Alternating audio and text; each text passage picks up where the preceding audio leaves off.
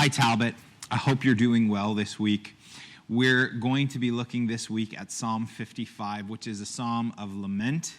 And there are many psalms of lament. They all begin in a very similar way. This one begins, "Give ear to my prayer, O God, and hide not yourself from my plea for mercy. Attend to me and answer me.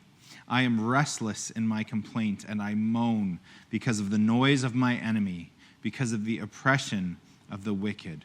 For they drop trouble upon me, and in anger they bear a grudge against me. My heart is in anguish within me. The terrors of death have fallen upon me. Fear and trembling come upon me, and horror overwhelms me.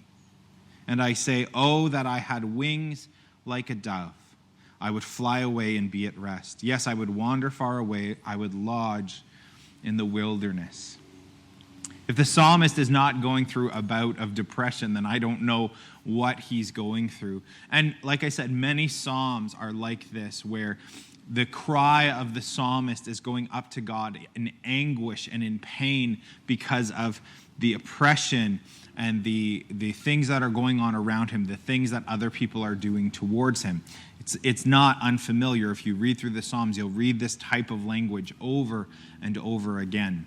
The reason I chose Psalm 55 today, though, is because of what the particular relationship in this situation is. In verse 12, it says, "For it is not an enemy who taunts me, then I could bear it. It is not an adversary who deals insolent with me, then I could hide from him.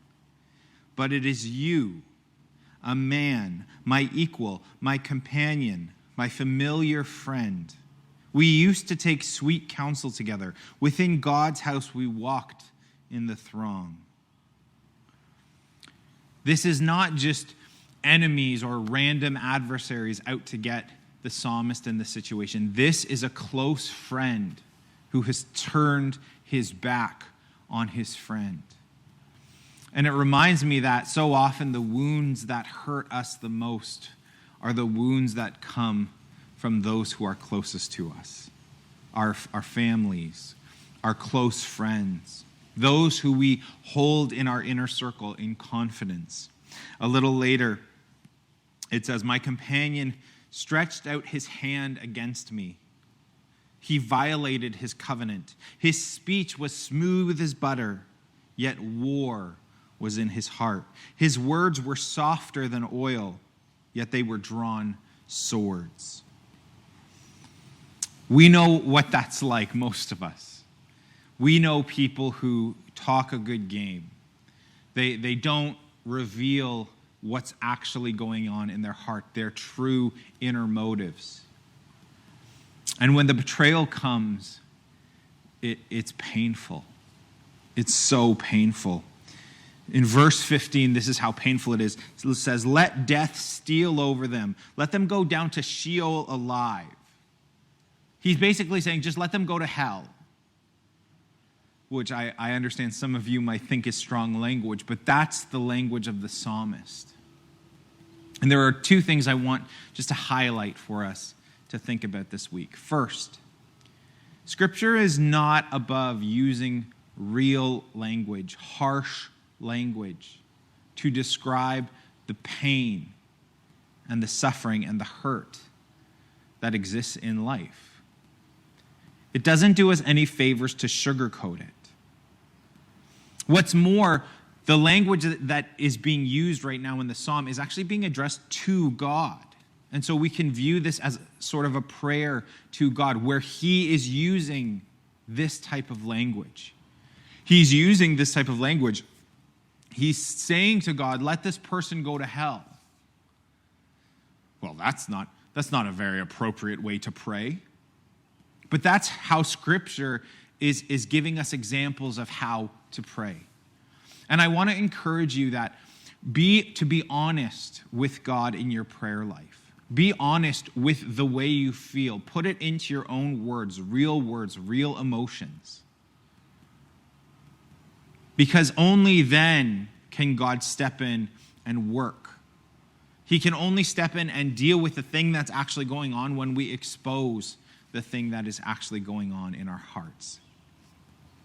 But the second thing that I want to point out is in verse 22. What's the solution? Cast your burden on the Lord, and he will sustain you. Cast your burden on the Lord, and he will sustain you. I will trust in the Lord. Part of the solution is not just being honest and open and aggressive. It's casting our cares on God. Peter writes, cast your burdens on him, for he cares for you. Cast all your cares, all your worries. What does that mean? The whole idea of being authentic in our prayer life, of using language that is real to us, real to the emotion of the situation, is not so that we can stew in the emotion, because that will lead us down a spiral. If we're just venting and we hold on to that bitterness in our hearts, then our prayers will go up and hit the ceiling and bounce back down and drive us deeper. But if we cast our burdens up on God, if we throw them up to him and say, Jesus, you take it, I let go of this.